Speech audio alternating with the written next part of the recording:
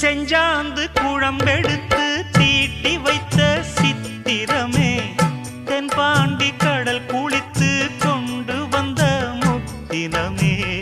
தொட்டாலும் கை மணக்கும் தென்பழனி சந்தனமே தென்காசி தூரலிலே கண் விழித்த செண்பகமே பெண்ணாக பிறந்த பல்லாக்கு நீயோ ஈரேழு உலகில் ஈடாக யாரோ நெஞ்சோடு கூடு கட்டி கூவும் குயிலோ பாத கொலுசு பாட்டு பாடி வரும்